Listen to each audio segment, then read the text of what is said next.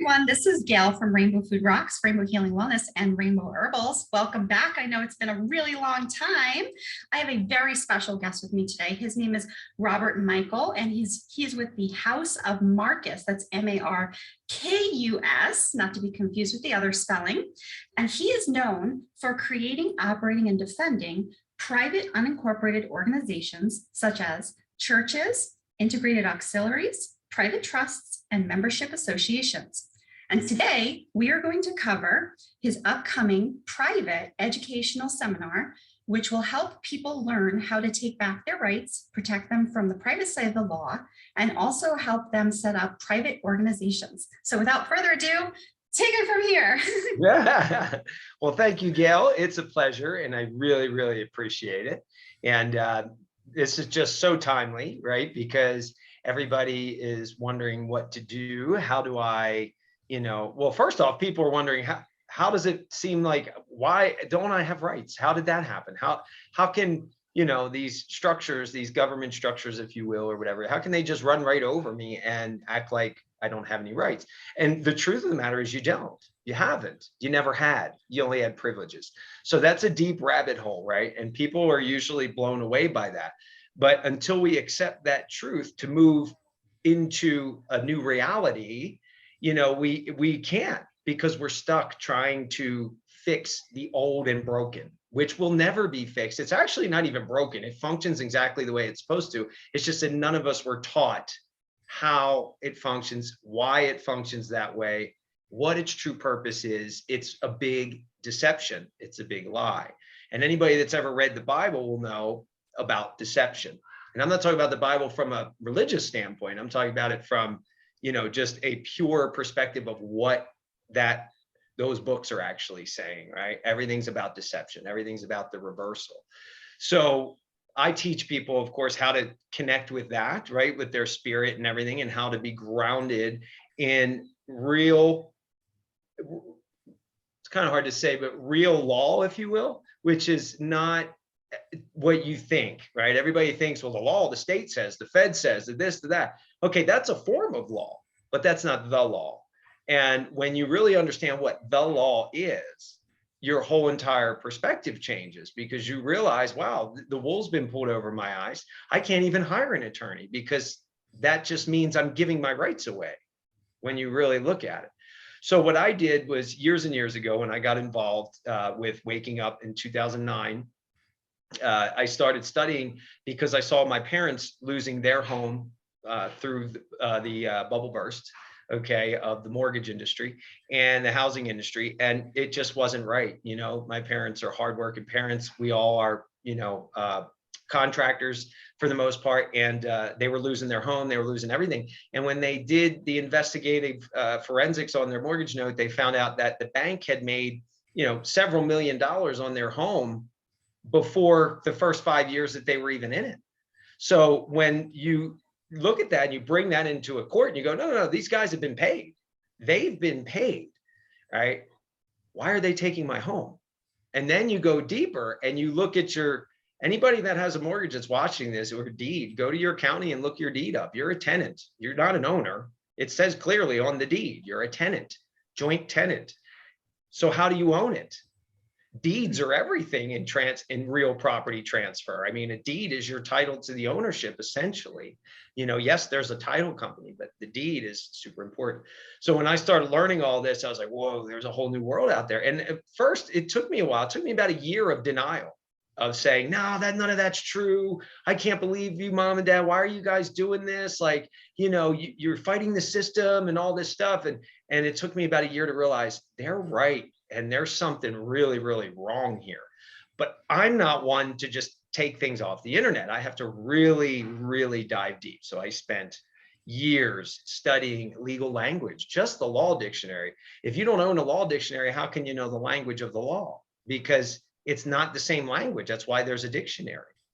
So if you learn, and I know you're a big fan of languages and you're very fluent in several languages, so you can understand that. I mean, you have to know how the words are defined in that language. So I started to research not only the legal dictionary, but years and years of history and, records from the National Archives. I mean, records such as like Federal Register, statutes and codes, statutes at large, you know, foundational documents, historical documents, not just from the stuff we were taught in school, but what were other people at the time saying when all this started, when our country started to take shape? What were the arguments of the time? And it'll blow your mind. I mean, we are in the same thing now that we were then. It's no different. It's the same exact group of people running the same exact show, or I should say the same families, right? Running the same exact show, only now they're pretty much ready to shut it all down and collect on their alleged debt. And that's what all this is really about. So the rabbit hole goes really deep. There's a lot to know, but the one thing I've learned over this period of time is about the power of privacy, the power of being private. And right now there's a hot ticket item out there called PMAs. Everybody's turning into a PMA, a PMA, a PMA. It's really scary. It's scary because I'm very well versed in that structure. And I look and I'm like, oh man, people are going to get hurt. And they are starting to get hurt. They buy this couple documents from someone online, which I think are pretty shabby when I see them. Next thing you know, they're crying for help because the state's knocking on their door and they're filing a lawsuit against them. Right now, they turn around to the guy that they bought the paper from, and the guy's nowhere to be found, doesn't want to answer the phone. Okay, and some of you watching this might know who I'm talking about because there's quite a few people out there doing it that I have had to save some of their, you know, their people, and I refuse to do it now because that's not. You know, I don't have time for that. Like if you're set up properly and you're functioning properly, the next thing you have to learn is how to defend, right? Because if you're doing something with health these days, especially, you know, they're going to come knocking at some point for the most part. And I don't mean to say that to fearmonger, that's just the reality of the situation. So that, and the private membership, if you will, which is a big hot ticket item, is only just a small portion of what people really need to know to be able to understand how to stand up for themselves. And it's not about fighting. It's not about fighting. If you're fighting for your rights, you already lost. And the reason is, if you look at history for 5,000 years, okay, that they are the people that run this earth, if you will, the thing that they're good with is war. Okay, and that's in the Bible, right? Satan, if you will. And I'm not talking about the religion. I'm just talking about the way that book frames everything, right? Or not that book. It's obviously a whole, you know, collection of books. But war. And they're the largest war machine on earth, especially the United States. I mean, they're the largest war machine on earth. So if you're going to go fight for something, you better be ready because they're coming hard and they can wear you out like that. They'll run you out of money. They'll run you out of time. They'll run you just on stress alone, trying to fight something that you think is your right. When actually, if you really peel back the layers, you'll see you never had a right to it at all. And that's where we teach people, which I can't get into out in the public. What is that? How did that happen? When did it happen? And I can answer that question. It happened the minute you popped out of the womb, probably a few minutes later, but not too much further after that. And that's where it all started. Okay. And that's where it all starts, you know. So the rabbit hole goes birth certificate, correct?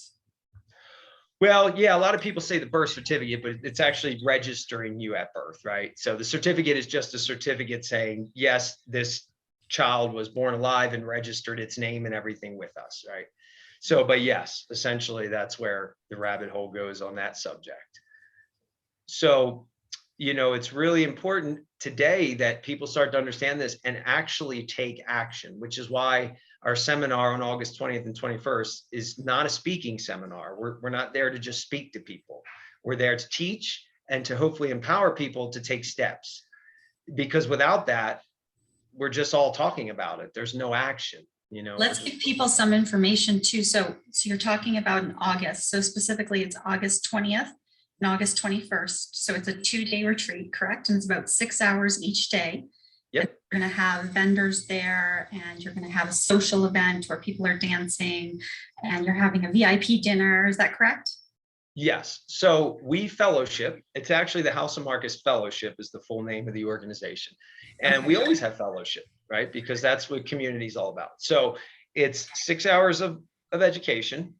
There's a VIP dinner for the first 40 people that choose the VIP dinner. And we're keeping it small because there's no way I'll be able to answer all that many questions at dinner. So we got to keep it small. But everyone's invited back for dancing, music at the end of the education starts at 7. The dancing starts at 7, music and dancing, live band, and to just get to know each other from around the country, from around Arizona, where the event is being held in Lakeside, Arizona.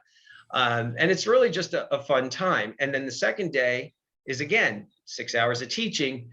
There's no event after that, but, everybody can hang out and chat and get to know each other even on that day, during in between the teaching and afterwards.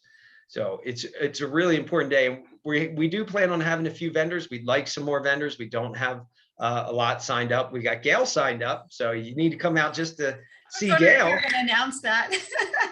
Yeah, and we do need more vendors if anybody's interested. We're not going to fill the room with a ton of vendors. We don't have the space. We just want some of the people there that are there to promote their holistic organization, business, whatever it might be for them, or really anything that is helping people. And we hope that all of you, vendors and all, walk away with an understanding of, how do I make this private, non-profit, or I'm going to say no profit? Okay. And that's a big thing in people's mind, because everybody thinks, well, I got to have profit. Well, profit is your problem. That's the problem. Profit is what gets you into trouble. Non-profit is a whole different ballgame. Now there's different avenues of non-profit. Most people think non-profit, they think 501c3, but that's not the only way to be no profit.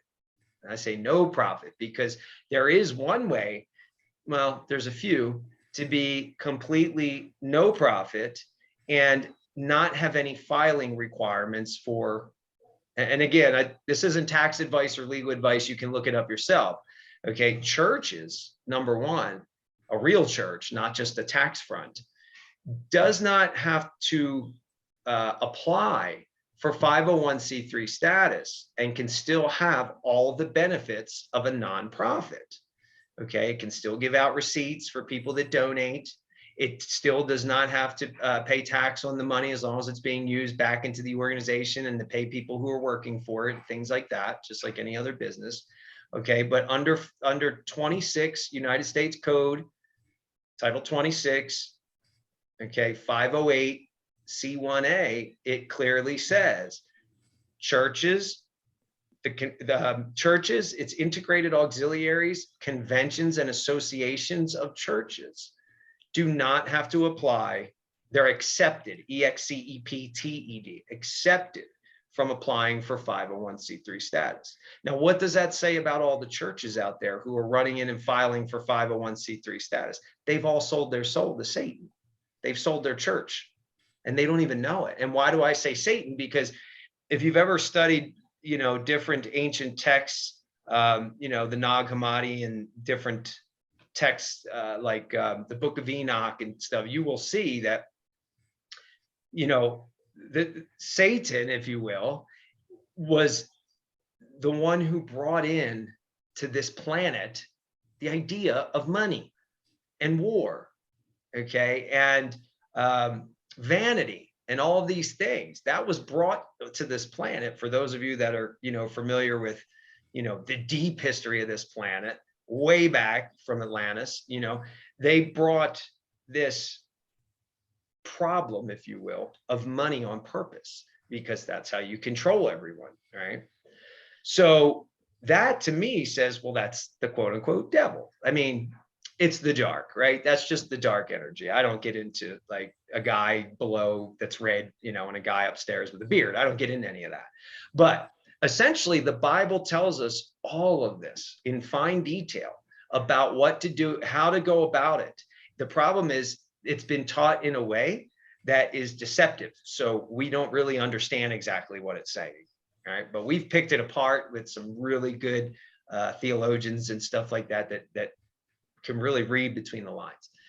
So my point is 501c3 is for federal churches, because you've now registered that which is otherwise independent, unincorporated, and free into a system that now regulates it. So it's no longer free. Okay. And now there's a lot of red tape to jump through just to be tax exempt. But a church is under 508c1a is tax accepted. Okay. So the code applies to these other churches, except churches that aren't filing or applying. Now there's another section, 26 USC 6033. I think it's A3A1.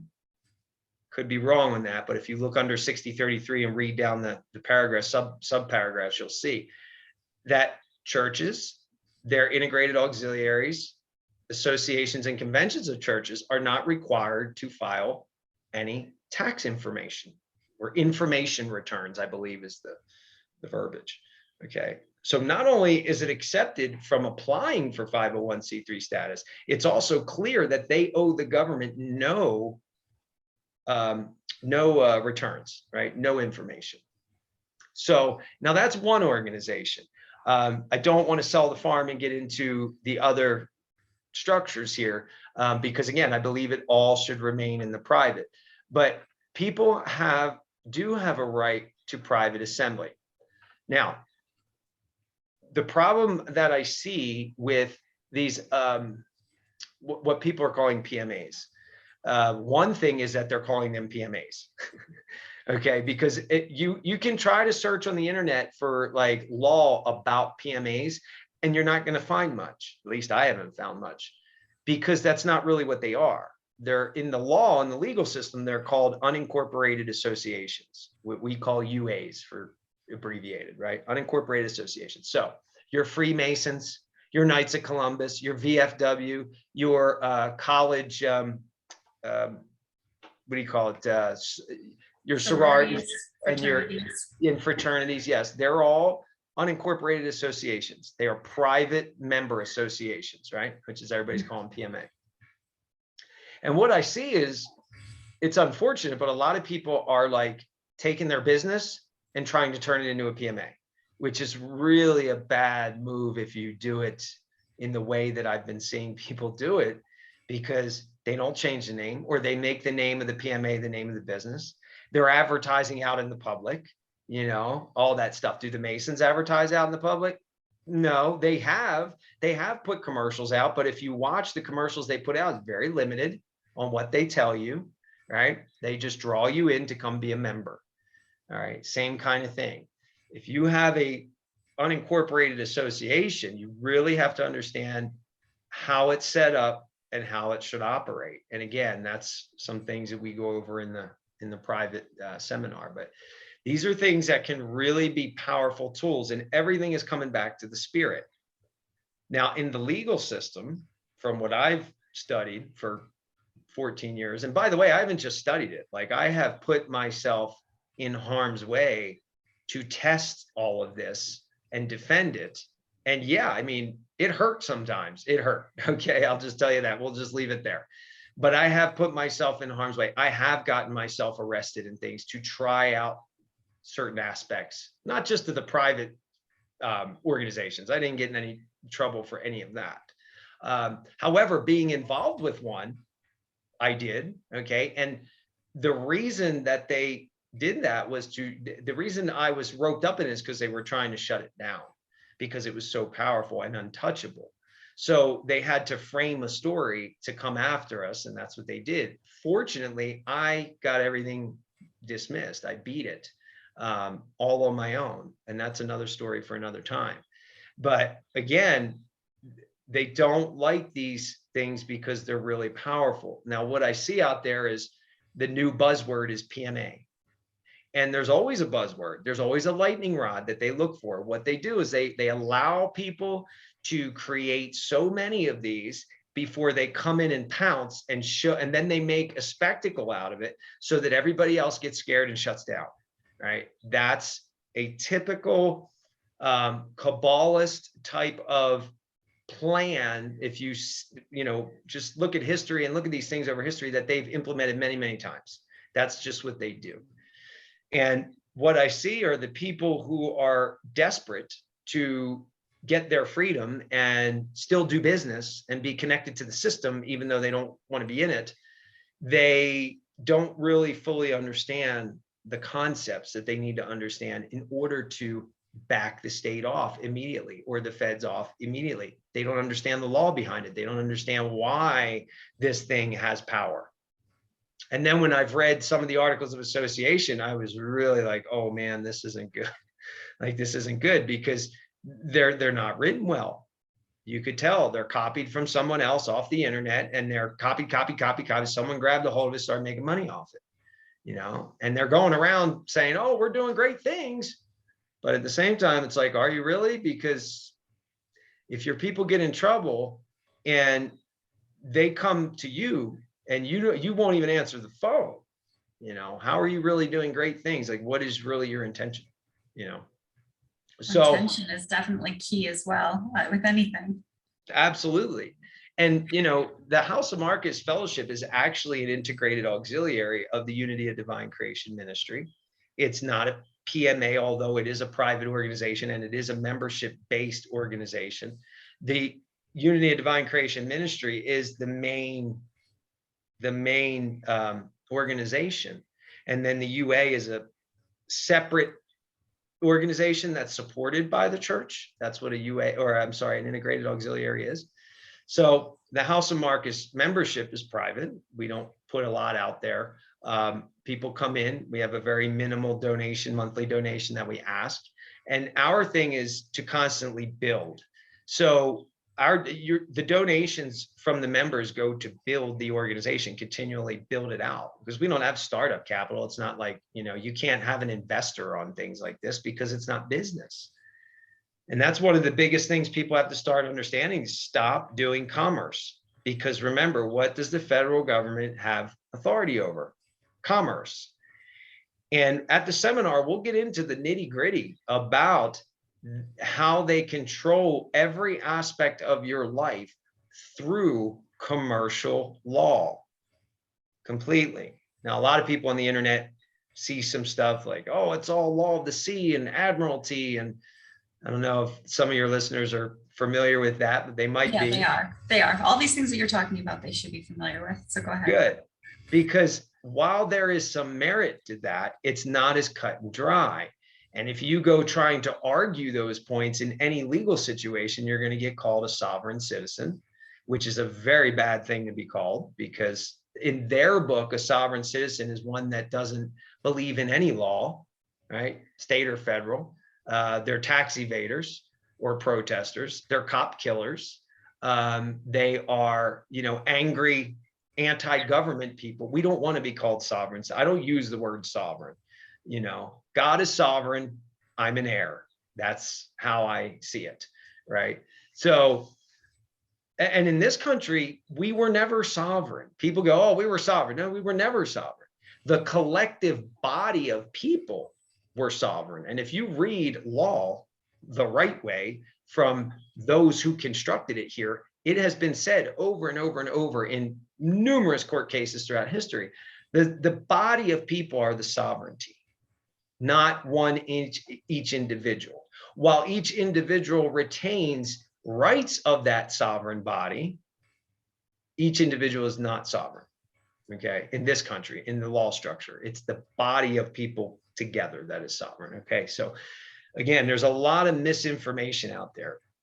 And yes, it's true that it's based on the law of the sea, but you can't argue that point so directly in a legal matter, because they'll laugh you right out of there.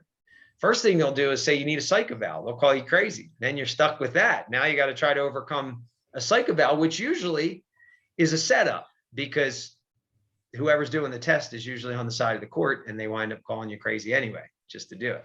And I say this because I've been through these things so many times, myself, my family, my friends, we've all put the rubber to the road over 14 years. So everything I'm talking about is from hands-on, in the muck and mire experience, and not just reading stuff online. This is all very much firsthand knowledge. In other So words, you put everything to the test. I have a question for you. What law books do you use specifically if somebody wanted to start educating himself or herself? yeah, so a lot of people ask me that, and of course it's like, oh boy, where do we start the list? I remember somebody asked me on Instagram, and I had a list of about 50 books just to start, right? I was like, well, you can start there. So yeah, it's very hard to pinpoint, but law dictionary, get yourself a legal dictionary. Now, the older legal dictionaries are better to reference sometimes, like Black's Law Fourth is a big popular one in the freedom community, but most people don't know why, but the reason is because it's before they started to pull out a lot of the common law references. Okay, there's a lot of references to the common law still in Black's Fourth, I think, which was 1948 or 58. And then they started to pull out references. So anything beyond that is still good. And actually, I've got all 8 volumes. I think they're up to 10 or 11 now, but I've got 8 volumes of Black's Law. But why do I say the legal dictionary? Because I've learned more about law by understanding what the word actually means. For instance, people talk about status. Well, what is status? You know what I learned from looking up the definition of status, which wasn't in Black's Law Fourth, by the way. It was in the 7th edition, and it's not in the 4th, 5th, or 6th, or 8th, or any other edition. And I was like, whoa, I learned something so huge, even after all these years. This was just a few years ago. The law of status. And what it says is one of 3 departments of civil law. Okay. And then it references the other 2 departments. Law. So there's law of status, law of property, and law of obligation, which is contract. And that was so huge because in 1938, they merged equity and at-law jurisdiction into one form of action. And that's Rule 2, Federal Rule Civil Procedure. And it's in every civil procedure rule in every state. One form of action, the civil action. So while, yes, common law exists somewhere in the muck and mire, equity law exists, all these other law forms exist, they come under the civil law umbrella.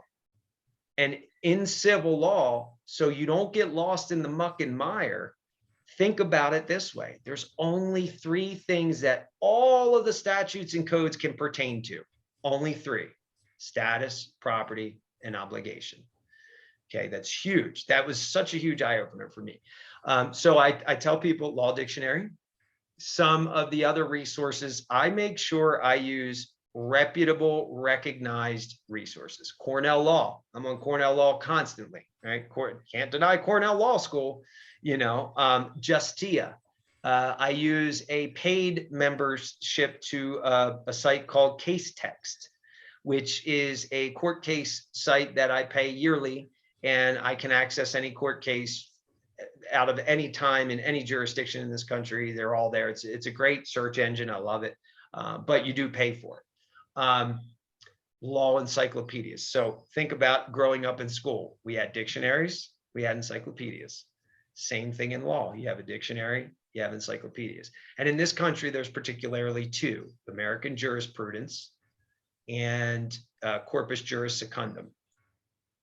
Okay, those are the 2 law encyclopedias. Now, mind you, I don't even know what they're up to now. I know years ago they were like 20 grand for the whole volume, just like, some other law or some other encyclopedias, right? Same thing. It's extremely expensive. I was fortunate enough, somebody gifted me a 1996 version. But again, if you look at the newer versions, there's little things taken out, over time. So that's why I love Rage Against the Machine when they said they don't have to burn the books, they just remove them. Because that's all they do, right? So isn't that so interesting? yes. So yeah, those are some places that I go for research. But any historical books that you can read that, in my opinion, don't come with the slant of the typical narrative. In other words, if you're reading a book about the Civil War and it's talking all about the Civil War, get rid of it. Or sorry, it's talking all about slavery, get rid of it. Okay, the Civil War was not about slavery. It had nothing to do with slavery. It had to do with states' rights. Hello, Roe versus Wade. Okay, states' rights. That's what it had to do with. And actually, it was after the Civil War that they paved the road for Roe versus Wade to happen in the 70s, 100 years later. Okay, actually almost 100 years from the 14th Amendment being passed. Okay, the 14th Amendment came out of the Civil War and created two forms of citizenship. Well, I'm sorry, it created another citizenship called United States citizenship. That's why anybody that's listening to this, go right to Cornell Law or go to the government website, read the 14th Amendment. It says anyone born or naturalized in the United States is a citizen of the United States, and subject to the jurisdiction thereof is a citizen of the United States and a citizen of the state wherein they reside. So before the Civil War, before the 14th Amendment, you were known as a national or an Alabaman, a New Yorker, things like that. And you can verify this still by looking at the Government Printing Office Style Manual, GPO, Section 5.23, Chapter 5, Section 5.23. Now, what the GPO Style Manual is, it dictates the style of writing for all the statutes and law. Like, so when the legislature and all finalize law, it has to fit the GPO Style Manual. And anything else they write, really, pamphlets and all that have to fit style manual. And Section 5, Chapter 5, and Section 5.23 says nationalities. Okay. Now, nationality is a nation, right? You can't have a nationality without coming from a nation. Underneath nationalities, the entire way down is 50 states. Alaskan, Alabaman, Arizonan, and the list goes on. So they're telling you that your state is a nationality. But what they did with the 14th Amendment is they created a federal citizenship that now means if you're a US citizen, you reside in Washington, D.C., the military bases, the territories, anything that Washington owns, because Washington doesn't own the states. It doesn't have any authority to tell the states what to do. But the 14th Amendment helped change all that. It was part of it. It was one piece of the puzzle, a big piece. Because once the federal government had its own citizens, now all they had to do was trick everybody to become one. Because why did they create a federal citizenship? You'll read literature and government literature especially, and legislation prior to the 14th Amendment that says U.S. citizen or citizen of the United States. The difference is back then it meant a state, citizen that was part of the United States of America. Okay. But once the 14th Amendment came in and defined what a United States citizen is, it changed. Because prior to that, it was just average speak, so to say, right? It was just defined by the average person, as it wasn't defined anywhere by the government. So what they did was they said, look, the slaves are free. There's no way for them to vote. They're not state citizens. So in order to make them state citizens, we're going to make them federal citizens first. So we can come in, the federal government can come in and tell the states, oh, no. They're a citizen because we said so now that they're one of ours. And because they're one of ours, they have a right to one of your states too. Okay, that's why they wrote the 14th Amendment. And that's why they brought slavery into the Civil War, that the argument of slavery. There were arguments leading up to the Civil War about slavery, and there were also arguments during it, but that wasn't the main point of the war. That wasn't why the South walked out. And that's a big misunderstanding. And I'll show you where the evidence to that is. They didn't free the slaves. Lincoln didn't free the slaves to be a nice guy because he believed in, actually, you want to know what Lincoln's real plan was? Read a book called The Real Lincoln. Okay. It's great. It's by an economist out of the University of Maryland. I forget his name, but it's called The Real Lincoln. Lincoln's plan was, well, yeah, we can free them, but we're going to need to take them all, put them on a boat and send them to Haiti. Because most of the slaves were Haitian. They weren't African. They were Haitian. So we're going to send them back to Haiti. That was his plan. Now, I want everybody to think about this. Slavery was abolished everywhere in the world without a war. Why did it need to be a war here in the land of the free, right? Why? Where brothers killed brothers, you know, families killed families, because it wasn't about that. The South said, hey, North, you know, North was like, you guys are making too much money. We want a piece of that. We want to tax you along. And they said, no, you're not going to come in and do that. We have a right to secede this union. It is a right for us to back out. We're done. We're out of here. Okay. And the North said, oh, no, you're not going to do that. So Lincoln, whoever was, you know, pulling his strings, they sent a ship down to Fort Sumter and fired on them. Right. And that they started the war. Lincoln sent military troops down to the South and put a gun to their head, to the head of the legislature and the Congress and the Senate, and said, you guys get back up here. That's a dictatorship. The Constitution doesn't give the president that kind of authority. He can't do it. This government that people think they're going to fix has been destroyed a long time ago, and it's never been the same, and it will never be the same. So what happened was then they went into the war, right? So the North was losing, the South was kicking their butt until Lincoln wrote the Emancipation Proclamation. Just read it. It says right in the second paragraph, okay, as a fit and necessary war measure, slaves are freed in the northern occupied territories of the South. Listen to that. As a fit and necessary war measure, not, hey, let's free the slaves because they deserve to be free.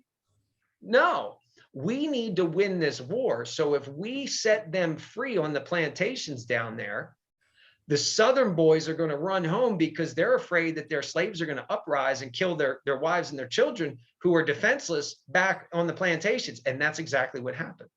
Right after the Emancipation Proclamation, and they don't tell you any of this, right? These guys started heading back and you know, going AWOL to protect their families, and they started losing. And that's it. That's how they lost the war. So we've had a dictatorship ever since. And that's when the first executive orders started to come in, 001, I believe it was, or sorry, 0100. Okay.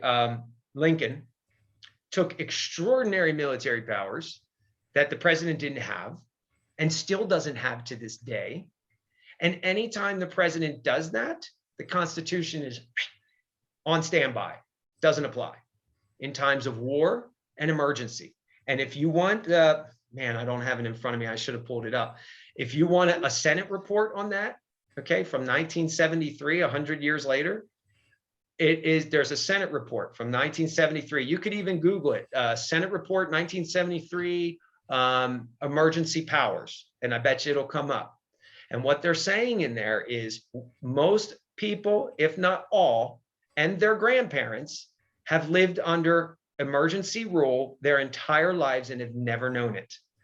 But they only go back to 1933 because we're still in an emergency from 1933. We're not out of that emergency yet, which is the banking emergency, which is why everything's happening, because it's all banking, because we're in emergency. We've always been in emergency. And then they a lot of my viewers are familiar with that too, from the we've talked about that. Go ahead, continue. Yeah, and then they reinstitute the emergency, right, with COVID and things like that. I'll give you an example. I was in court recently, and you know, the state had to bring the issue to trial within 180 days. That's technically right to speedy trial, right? In their statute, it says 180 days, which statutory is just public policy. And a lot of you guys know that. But anyway, when you're in court, you know they play that game where, oh, don't think you have any rights, because you don't. And for those that, like, there's a lot of people that watch and hear my stories and, well, you should have done this, you should have done that. Trust me, there is not a trick out there that you've learned in the past 10 years that I haven't seen or done or implemented. Okay. And I did. I implemented all the stuff that I have definitely wiped cases out with before. Okay. But there are states and counties and egos that don't care, right? Which is fine. I'm good at this. We're good, right? That's what I'm saying. I'm good at this. We got this. So I go in, and of course, one of the first things I say is, or one of the first things I do is I enter the court, not specially. A lot of people say you want to enter in a special appearance. I entered under restricted appearance, okay, under the rules of admiralty. And because I'm being threatened, like I can't not show up for court or you guys will arrest me. Like I don't have a choice. You got guns. So I show up and I motion the court, which clearly said in my motion, this motion does not confer any jurisdiction. I am challenging the jurisdiction and moving this court to discharge under its own rule of 180 days. If not brought to trial, you have to discharge. It was like 300 days later that they were bringing this thing to trial. And the judge said, well, because of COVID, that doesn't apply now. And I said, great. So I have you on the record saying, because there's an emergency, you can use an administrative public policy rule that overrides my right to a speedy trial. And that's impossible because it's been stated in many court cases. It's axiomatic that you cannot supersede a statute cannot supersede the Constitution. It can't be repugnant to it and it can't supersede it, right? So what's that tell you? The truth of the matter is when they announce an emergency, they throw that out the door. So you don't have a right to that, which in my journey, a lot of people have don't go into court. You can do this, you can do that. And there's a lot of stuff you can do. There's a lot of great guys out there with a lot of good knowledge. And yes, there's a lot of little tricks to the trade to get rid of a court case. Okay. There's bonds, there's UCC, there's all kinds of stuff. But I will tell you from my 14 years of experience, they're not solutions. They are Band-Aids for the symptom, but they're not solutions for the disease. Okay. So while they may be, I don't teach any of that stuff, by the way. I don't get into any of it. Have I? Of course. I've watched many of my friends suffer thinking, oh, I got my UCCs all done. I'm a secured party creditor. I've got my, my bonds. I'm good. And they're like, nope, sorry, jail. Like it happens. So for me, I was like, well, that doesn't suss out to me. But then I've seen people who actually have done really good things with it, right? And it has worked. And what I started to notice over all my years is that the people on the other side here, the judges, the prosecutors, all these people that we think they all know, they don't all know. They absolutely do not all know. Some of them know a little tiny bit. Some of them know a little more. Some of them know a lot. And some of them know absolutely nothing. And I've witnessed it with my own eyes on all that whole spectrum, because we've actually talked to retired judges. So we know what some of them know. And you can tell by the way a judge responds or acts that they don't really know. Okay. Because if they don't get nervous about a certain thing, they don't really know. And if they do get nervous, they know something, and they probably know that you know more than them. And that's what makes them nervous. But they may not know all this private law, bonds, birth certificate stuff that people are doing. So for me, I was like, okay, I got to learn both sides. I got to learn the public side and the private side, because how can you know what the opponent's going to do if you don't know what they know? The great thing about that is when you know the private side stuff, they got no clue which way you're coming in, right? Like it's war. I mean, court is virtual war, which is why we don't aspire to go or, want to go to court. However, I have gone into court, and I have got myself into situations just so I could experiment and see what they're doing on the back end, So again, I put myself in harm's way just to solidify what I teach and what I do. And, a lot of that we'll talk about at the seminar. So the rabbit hole.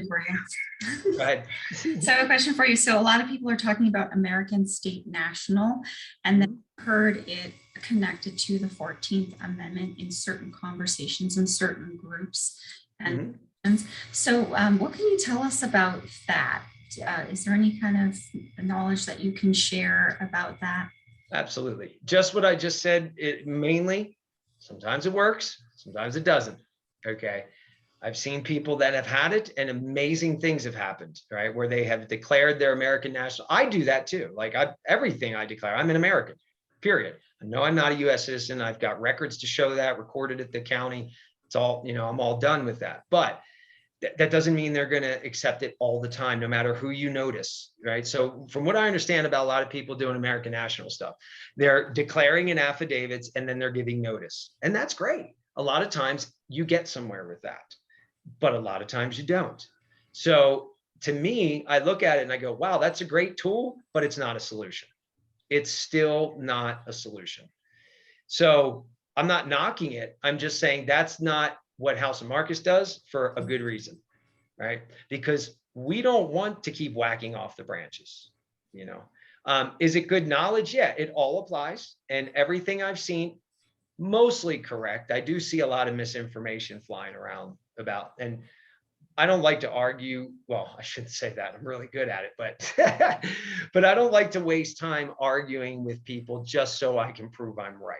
If I'm going to argue something, it's going to be, you know, to help everybody else, right? It's going to be with a system administrator who thinks they're correct in taking my rights away. That's about it. But I don't get into social media arguments with people. I just go, oh, yep, you're right, and not a problem. Two more questions. Okay, so pretty much beforehand, when you were going over everything with Lincoln and so on, and we were talking about the state national versus becoming a U.S. citizen, so that would be what people are going back to if we had to think about it and try to help people understand. It's going back to before that whole scenario. Is that correct? Yes, that's an accurate assessment. Yep. Okay, and then I have I lost my thought. I had one more question. And then what I wanted to say is, so then I think you would probably agree that the best way to go about doing things is to start creating these trusts. Is that correct or no? Well, no, you don't have to be a American. You don't have to have like American national title to have a trust. Not at all. The elite all use trusts and they're all U.S. citizens, and that's why they can't be touched. Trusts are very powerful if you know the ins and outs of it. So that's my question is oh yeah, you don't have to be national route. In your opinion, do you think that it, you know, you can do that, that's fine and dandy, but it might actually be better to go with creating these UAs and trusts, or you could have both going on at the same time? Is that yes what you would say if someone were curious? Oh yeah, totally. That's an accurate assessment as well. I mean, they're tools and how you use them is up to you. That's why we don't tell people what to do. We just say, here's your tools, you use them. Now, I combine all of that. So like you were just saying, like, is it good for somebody to do? Yeah, I do it all. So that's, you know, my whole thing that I do is loaded. Like it's, you know, good luck stepping across it. But you can see that from the situation I put myself in last year, which I was just talking about with the judge and the 180 days that they violated and all that, that they still will run over it. But that for me is a great thing because now I've got a claim, right? I've got it because the whole time, and this is what I mean about learning how to defend these things. Okay. You have to really understand you don't have a glorified piece of paper that's just going to turn the police away, the IRS, whoever, you know, CPS. You don't, no, the paper doesn't do anything. You do it, whether you have the paper or not. And I've got plenty of witnesses that'll attest to the fact that they didn't have any paper. And just the way that they conducted themselves, bam, they left them alone. In other words, it's the knowledge that is needed. So you can have one set of documentation or another set of documentation, but you need to know how to explain it and present it. And that's what you're offering in the membership and in the event. Is that correct? Right. Yes. Not so much how to explain your documentation, which is very important. Yes, I agree with that. Okay. But how you don't even need to if you understand how to conduct yourself in every situation. And there's some real basic stuff that'll blow your mind that you're like, oh, wow, I didn't know that. Yeah, that's all you need to do. And when I've helped some of these PMAs, it was a simple letter and I didn't bring up anything about state national. I didn't bring up anything about my 14th Amendment, that nothing, no records, no, just simple letter right back to them. Not only did the state, this one particular case, not only did they back off of this private association, they also, there was another issue that I didn't even respond to. I didn't even know it was happening. They called me later and said, guess what? The other issue sent us a letter and basically told us they're not bothering us either. So it went through the grapevine. Oh, can't touch them. Just by the way that we responded to their initial contact. So, and I will say, response is key. Your very first response is absolutely key. Your whole entire case, if you will, for lack of a better word, on that situation is hinged on that very first response. Yeah. Would some of those responses happen to involve knowing contracts by chance? Just curious. It's good to know, yes. Well, you should know contract law, yes, because it's all contract law, and contracts have to be consented to. Okay. Right. And that's why people go, I didn't consent. No, you didn't, but you did. Because all you got to do is answer to your name and you've consented. That's it. It's that simple. That's why when people call me randomly or something, you know, I'm like, hello, you know, and they ask, you know, Robert, no, who's calling? Who are you looking for? First thing I say, who's calling? And when they say who they are, I'm sorry, there's nobody here by that name. Click. But if you notice now, people don't, you know, they just call and they ask your name, right? You start talking. Yes. Don't do it. Train yourself. Start training yourself. When somebody calls my name, I don't answer unless I absolutely know who it is. I had a guy in a bar one time. I screen all my phone calls, actually. I won't answer the phone. They have to leave a message. And then even then, I play like, okay, who is this? And I'm not going to give, you know, even when I call back. Right. I'm very, very careful about that. I had a guy in Florida come up to me. I'm sitting at a restaurant. I'm at the bar ordering dinner, and he sits down next to me. He looks at me, he goes, Robert Michael. And I go, I'm sorry, who?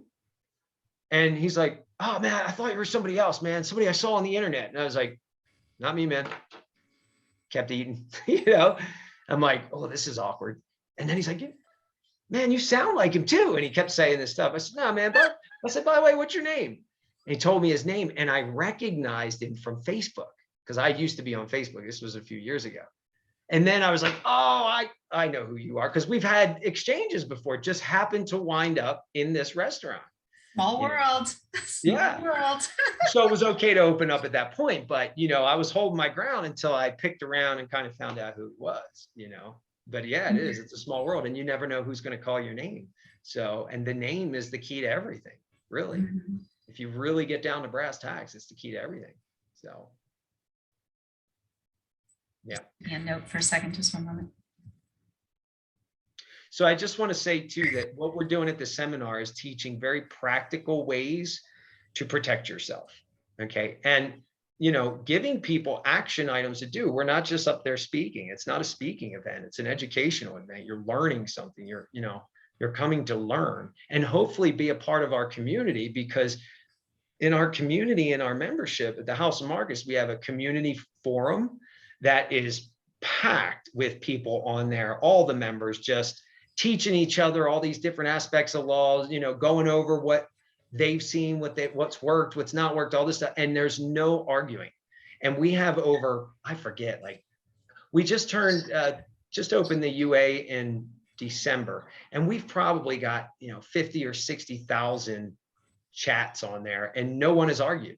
We have one incident one time where we had to kind of come in and be like, look, if you guys don't chill out, you're out of the membership. We don't do that. The membership says we're brothers and sisters. We're here to help each other. We're not here to argue about who knows more about law. That's not the point.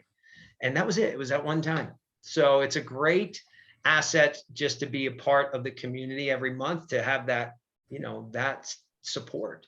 So what we really want to promote is community, privacy, mutual support from each other, and how we build something much bigger that is not in the jurisdiction of government commerce. And that means it's protected. And that's why I'm bringing you on here, actually, because most of my viewers also know that my bigger vision is to have almost like a holistic healing center and educational center in one. And correct me if I'm wrong or mistaken, but I believe that your bigger vision is somewhere along those lines as well. Is that correct or no? Yeah. So, we can't heal and, we can't teach, right? Because that's all legal stuff. However, we can enrich, we can enlighten, but yes, that's ultimately. So in other words, use different words to describe. No. I heard a guy say back in 2010, when I was really deep into learning, new at learning all this, really deep. And one of the things he said is the most powerful thing in law is the white on the page. What's not written in the statute is very hard for them to argue. And I can tell you, most of the things I beat have been that way. So yeah. So in your opinion, would it be best to just call these things enrichment programs? Well, again, without selling the farm, I would call them whatever you can find that's not in the statute. So you're going to have to do So I'd have to check the statutes. Okay. Yeah. I'm mean, asking because in I'm my curious. opinion, because I can't tell anybody what to do, but we're Correct, on the that's right why I track. asked, in your opinion. I'm trying to get that down pat. I'm trying. Got it. So yeah, All when right. we met, that was the thing. It was like when we met, we were like, whoa, you know, we've got this, like your knowledge and health and what you've done and how intricate you've been with recording it all, and is the same thing I do in the law. We have this, you know, this parallel thing that's just like, oh yeah, this works. And by the way, you know, House of Markus isn't just me. Like, we have a team of volunteers that work day and night, a support team. We have support ticket center where you can send in support tickets, ask questions, things like we have people on it nonstop. So we are growing an organization. It's not just, you know, me and my membership. It's really not me at all, if you think about it, because when I'm gone, it's still going to go. So it's not me. And what you're creating is based on trusts, correct? It involves trust, Oh, okay. not necessarily based on it. Everything I build is based on divinity. Everything I build is based on divinity. The Roman civil system was built and then turned into the Vatican.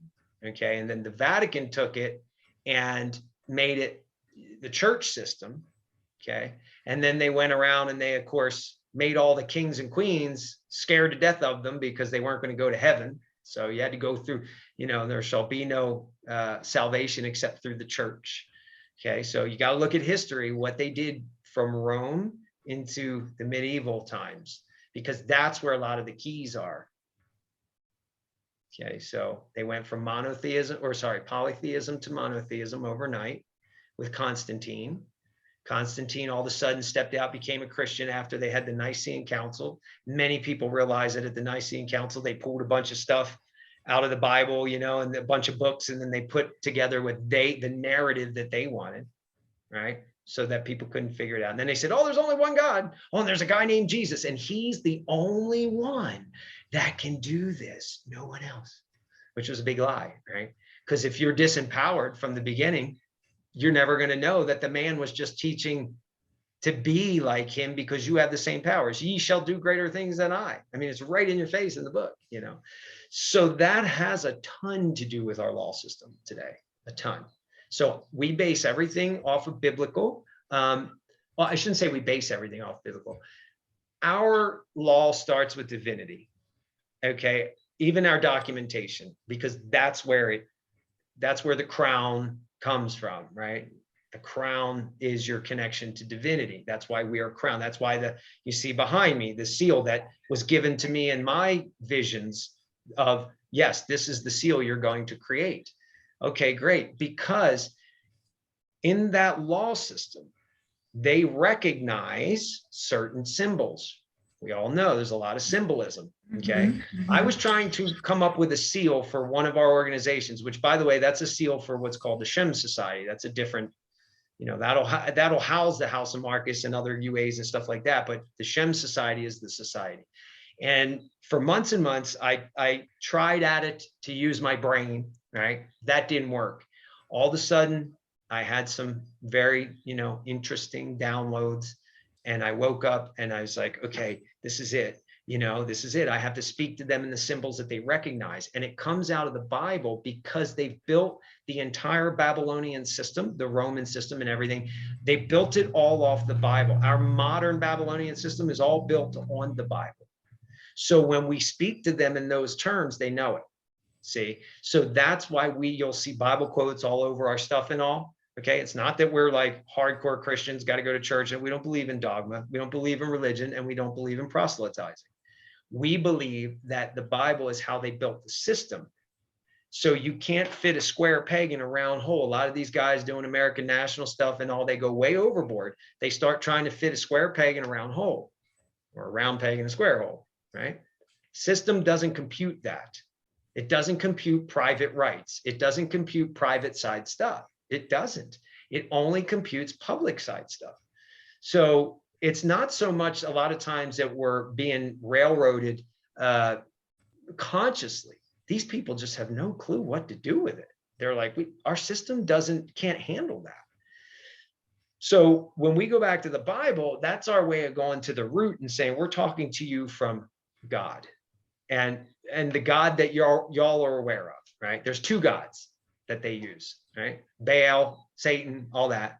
That's their God that they don't even know they're worshiping. And then there's the one supreme creator that is consciousness, okay, which is our God.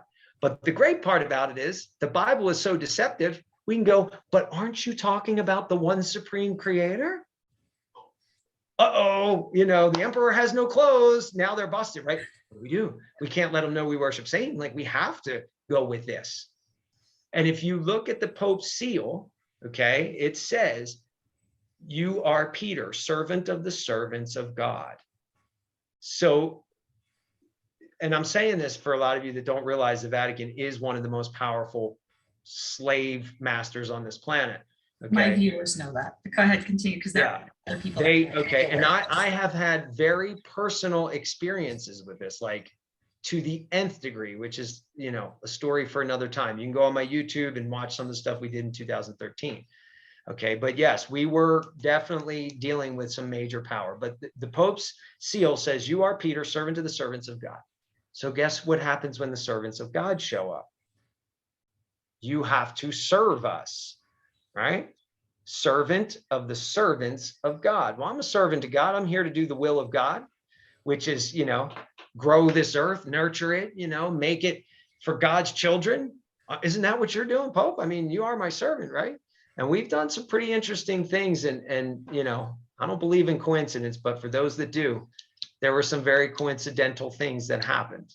And just as recently as last year. So I don't talk about that in the public either. And but it's very important for people to know. And that's why the keys in that emblem are there. Because if you've ever looked at the Vatican symbol, it's got the cross keys of St. Peter, the triple crown, okay? And then it has a tassel or a rope that goes through the keys. It's tied. And if you look in the Sistine Chapel, you can go online, there's a 3D version, and you spin the camera around and look at where that symbol is above the main entry door, okay? There's an oak tree beneath it. Well, an oak is a symbol of ultimate power and authority, and, like communist power and authority. So to me, what that says is we're the ones holding the keys until you guys wake up. The servants, right? So those keys are saying, no, now we hold the keys to wisdom and knowledge. And the sword is the word of God. And the apple is the law of God. And the crown is God's crown. And the wheat is God's people, which is why they use it in the UN and in Israel, because they're claiming to be God's people, but they're not. They're phonies. They're Gentiles. They're the fakes. All right. Spiritual Israel. Israel is spiritual. It's not physical. There's no physical Israeli. It's spiritual. And many people are spiritual Israelites and don't even realize it yet, but they will in due time, So yeah, very interesting stuff. I could go on all day. You know that. I know. This is great. I've been taking notes. So people see my little pen here and my head down. Whenever I go on the show, I can't help it. I take lots of notes. I just eat up information and love to go back and research for myself. So I find that fun. What do I want to say here? Well, I want to make sure that we go back over how people can register for this private event, because there are some things that they need to do that are a little bit different than what they might be accustomed to. And also to make sure we go over where people can find you. I know, for instance, that you're on Instagram as general_executor and House of Markus, and you're on YouTube as House of Markus. But anything else, like just if you could go over, starting with, like I said, the seminar and how to do that, and then just kind of close out with how people can get in touch with you or join, all of that. And then make sure after this recording to email me any links that you would like in the description box. So that way people can just click and even if you want to write out like the steps as we discussed them. Sure. Perfect. Okay, so they can go to houseofmarkus, markus.org. If they want to go to the event, they'll just click on news. They'll drop down, it'll say events, click on events. You'll see the one at the top is the main one, August 20th, 21st. You click on that. Now, they won't let you purchase until you sign an NDA. So you just have to go through our process of signing our terms and conditions, because again, that's how we keep it private. And if any agents are coming in, just want them to know they're under an NDA too. So if they use it against us, we're not breaking any laws. You got no right to take our information or anything that we teach and use it against us. So there's an NDA involved. Once you do that, you're pretty much registered. When we have the seminar, you'll come in, we'll sign you in, you'll get a bracelet, whether you paid for the VIP dinner or not, whether you're a member or a non-member. That's just so we can tell who's who. You don't have to become a member. We do have pages open that are open to users on our site, and users are those that signed an NDA. So once you sign NDA, you'll have a little more flexibility on the site, and then the real private stuff, of course, is behind the membership wall. So that's the website. We have, yes, there's general_executor, which is my personal Instagram page. Like you said, House of Markus on YouTube, if you search that. Instagram, House of Markus, which we just put up. I'm not a social media guy, so when my team came in, they're like, all right, we got to get you, at least social media. And granted, everybody hates Instagram and all that stuff, but it's still there. So Facebook, House of Markus, Instagram, House of Markus. We're getting our Telegram up and other platforms. We don't have them yet, but we're getting those up. So you can find us there. If you want to contact us, when you go to the website, you'll see in the top right corner, contact, just click it. It'll take you to our member support center. There's a search bar where you can type questions in. We don't have a whole lot of content yet there. So you can go down, scroll down a little further, and you can put in, what you want to contact us about. And then we'll respond. Our team will respond to you. So you can send us a support ticket. You don't have to be a member. You don't have to be a user. You can just go right there and send us a support ticket. So those are the few ways you can get a hold of us at the moment, and we will be expanding. And just to recap, we're about building a new world, a new society. We're not about, just talking about it and, trying to throw things at the wall and see what sticks. So come join the community. That's what we're really about. We need everybody, because that's, to me, the only solution. You got to build new. You can't rely on this old thing that's falling apart. Thank you so much. I really appreciate the time you've taken to talk to my audience, and this will also be mirrored on other channels. So if you're watching and you missed this premiere, you can watch it on Dr. Paul Cottrell's channel. I'm not sure exactly when those will air, but you can just stay tuned and subscribe over there. And this will also be available on my Telegram, which is rainbow_food_rocks, where you can find me nowadays if you're missing me and trying to figure out where in the world did Gail go. Yeah. She's still here. And also, in closing, I need to also let my viewers know that the reason why I haven't been doing so many YouTube videos is I actually opened up a physical location in Tempe, Arizona. It's the Rainbow Herbals store within the Sozo Healing House. And I have a holistic healing fair on July 30th from 1 to 3 that all are invited. You can come from out of town if you want. And we'll have 14 other practitioners, I'll be there as well, offering different modalities of healing and naturopathic medicine. We'll have a naturopathic doctor on site. So you can come, ask questions, learn. There'll be some free services, some paid services, little mini sessions. And then of course, I'll have all my baked goodies because I also do the rainbow home baking. And so I'll have my famous rainbow cookies, and I'll have a whole bunch of different chocolates and the deodorants that I make by hand, the essential oils that I bottle, so on and so forth. So I do invite you to come check that out, but that is why I have not been on YouTube as much. I was setting up the office, and I've been hosting events. And then I'm also networking with people like Robert Michael and trying who to will be at the something. event. I'll be at the event too if people want to chat it up. So you're coming to my event, is that correct? Yeah. Okay, so I'm going to be at his event. He's coming to my event. I'm going to be a vendor at his event, and then he'll talk to you at my event if you have questions. How about Privately. All right, great. Well, thank you so much. I'm going to end this recording and we can chat afterward. Thank you. I appreciate it. See you, everybody. Ciao.